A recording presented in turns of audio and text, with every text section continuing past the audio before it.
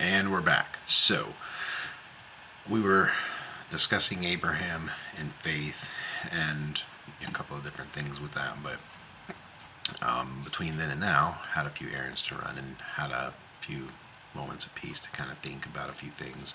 One of them I thought was something cool to bring up would be the seventh year Sabbath on the fields.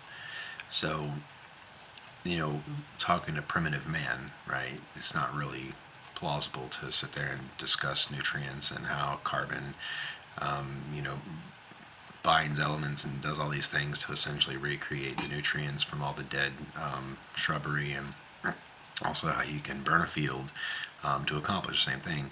But either way, right? Why it requires the field to rest for 1 year. After the sixth year on the seventh. So that is, if scientists, if they don't already know, they hopefully they do, but there's a scientific reason behind that, right? And that's kind of what I mean. For everything that's spiritual, there's actual literal stuff behind it. So it's not just like all whimsy, but it's not all staunchy either. But anyway, so with the field, right? So if you keep that, your field will basically produce, good sized crops, abundant harvests, all these things naturally if you either scorch it on the seventh and let it rest, or just let it rest and overgrow, right? And then before you go to plant, you can then do the burn and churn. But so a lot of the malnutrients, a lot of the people that are actually malnourished because of the lack of nutrients in food, it's gone down. So if we were looking at it on like a scale, so let's say 4,000 years ago, right, being pretty much like 100% full, good to go, nutrients packed in the soil. Well, as you're cultivating, as you're growing, you're draining kind of that reservoir of nutrients, and so you have to let them rest, get regrowth, and then scorch them, churn them, and then that restores the nutrients, and then they're good for another 6 or so years. So in your mass explosion of manufacturing, and this again is that bell curve we were talking about. So, if you're good, you're good, you're good, right? Okay, then honor that Sabbath rest year, honor the seventh year. Then that kind of resets it. Boom, and so then you are not going into the wrong direction. And this is a very good kind of explanation on humankind, right? In human nature. So in life, right, you start off wanting to achieve all these greatnesses, all these names, titles, places, things, money, prosperity, all these things. And then it's like once you get to what should be satisfactory, what should be more than enough to meet all your material needs comfortably, but not exuberantly excessive or disgusting, right? Once a human being hits that point, they are usually challenged with the decision, because it's always going to present itself, right? If it didn't, it wouldn't be building character, and it obviously wouldn't accomplish the things I want it to accomplish. So, and then let's say that person says, "No, I'm going to keep going. I can make more money. I can do it one more year. I can raise the money on this. I can become essentially, as far down the tubes as you want to go, right? You can go all the way to the, rock bottom, and be just a complete demon tyrant in the business world, and at all costs, whatever." And obviously that pendulum is, you went from good beginnings to a plausible outcome, an agreeable outcome, to then surpassing it because of greed. It's also why greed is a sin, right? Because now you're taking more than you need. So even if by you taking more than you need, if you can't even see it's a direct impact in someone else's life in a negative way, these things have ripple effects. And usually the ripple isn't felt anywhere near the epicenter, just like an earthquake.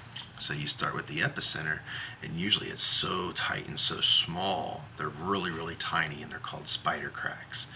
Versus the big waves on the outer end, right? It takes time for that to catch up, and that's what greed does, because You could have, a family just a few generations ago, right? They had humble beginnings. It was a great story starting. They're climbing that bell curve, and then somewhere along the way, excuse me, they hit the gas, and they kept hitting the gas. And as a whole, America has been hitting that gas since, I would say, the turn of the century. So 1900, 1908, more or less, is my bookmarker, at least. And that's when a tipping point occurred, because instead of hovering in the middle between success, arrogance, a little bit of that, pulling that money schemes, all this, at least it was kind of held at bay, because you didn't have so many, I'm trying to be good on my potty words. So, in other words, there wasn't so many schemes or plots or things that people were into in the first place, right? And a lot of the businesses that were happening were just genuine viable businesses. A lot of men putting their creativity to work, and then making, figuring these things out, and in so many ways it started on that bell curve looking good. But it was no time at all before the auto manufacturers were full swing into trying to make as much money. Then they figured out how they can compound these businesses and make a fortune. And the whole time they're building them on the backs of regular human beings, just wanting to put food on the table, have a family, have a safe community, and not work like a dog, not have to either choose between a career or your family, not having to feel inferior to your fellow man because things are not working out for you and they seem to work out for him, and all these things that were not as a big of an issue. I mean, they've always been an issue, just because equality has always been an issue, and you can blame that on the dark side 100%. And that's my point, right? All the devices that stem from the stuff they put in place, not me, they put in place. So your money systems are all you guys, okay? Your overuse of resources is all your fault. Let's put this into perspective. If I had, 1,000,000 acres of land, and me, my sons, my daughter, my wife, let's say that's my legacy ground, right?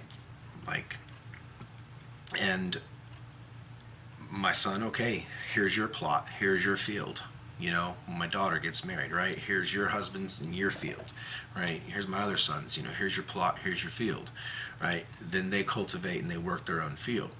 Now, what harnesses gluttony, right, is having to work for the things you have, where you don't have a system that you can just let it ride, right?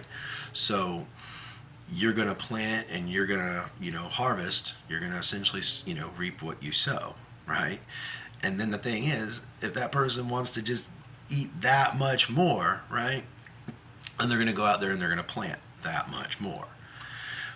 But that's what I mean, right? And in a literal, and this is weird, I don't want to lose you, but in a literal aspect, if we're out there planting cabbages, how much cabbage can a human body want to eat in the first place? But how much can you physically tolerate before the rest is just moth-eaten, right? It's spoiled. So if that training did nothing, it should carry on in the human heart and mind of every person who has dealings of any kind in any business, right?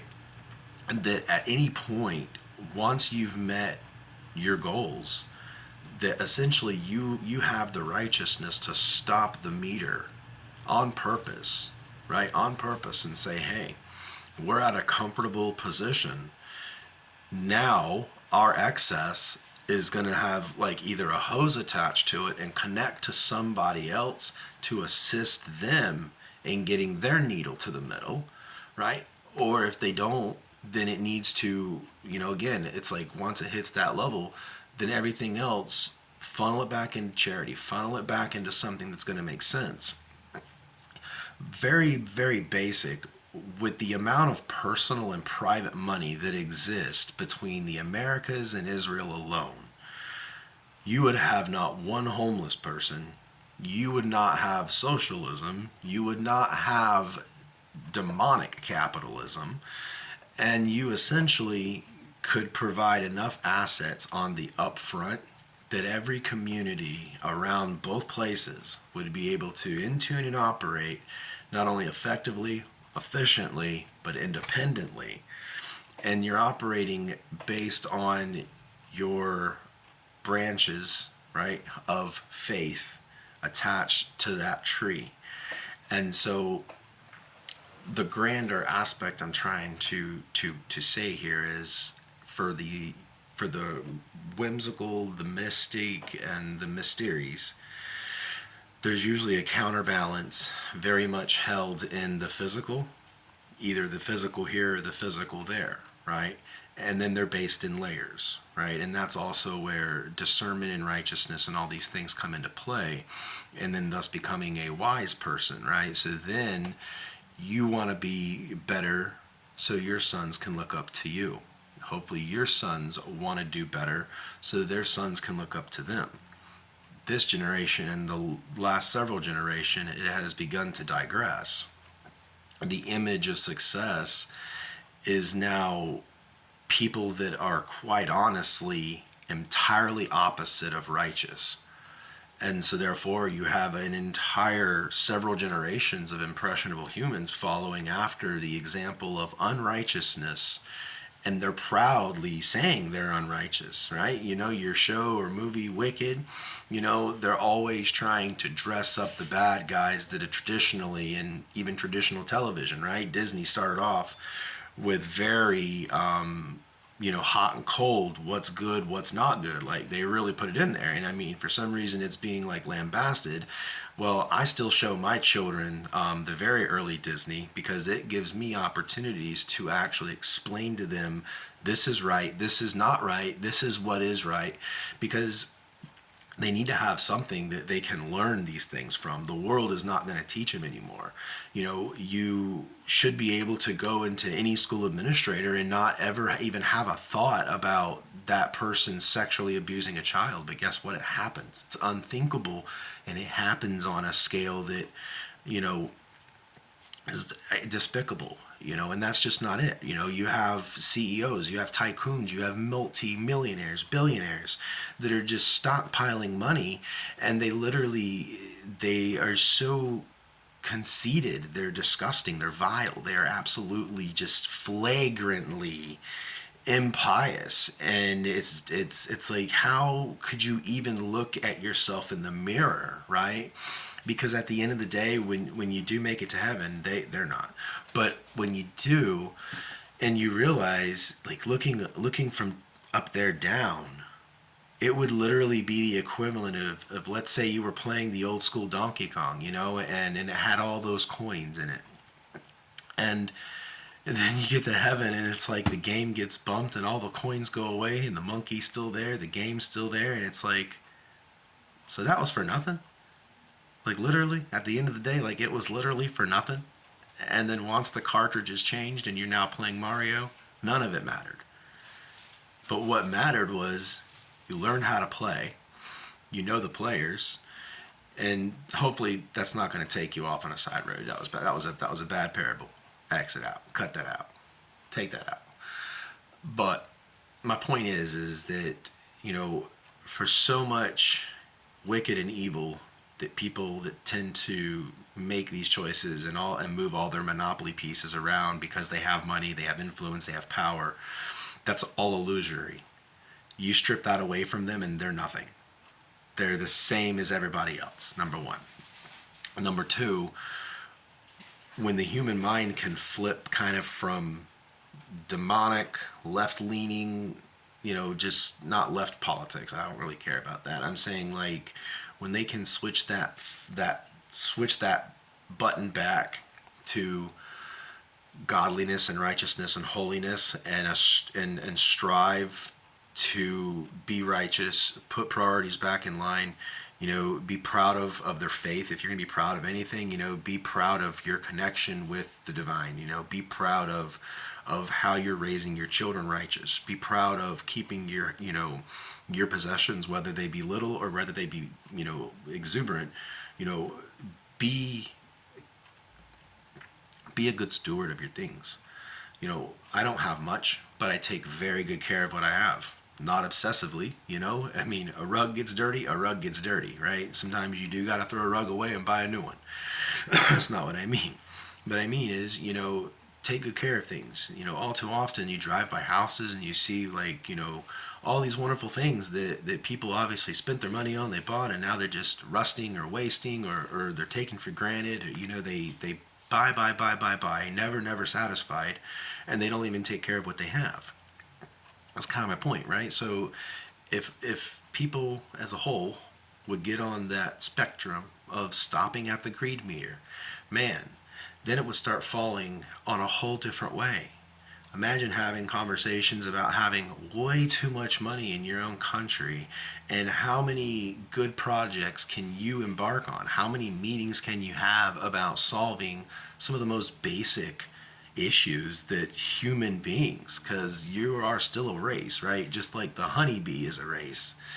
You guys need to be able to understand, right, that your survival, you know, without direct intervention is pretty meek. I think everyone can literally just like understand that, right? And then again, that also goes against your evolution. So it's not a natural thing actually for a human being to be warring. This is another thing. You guys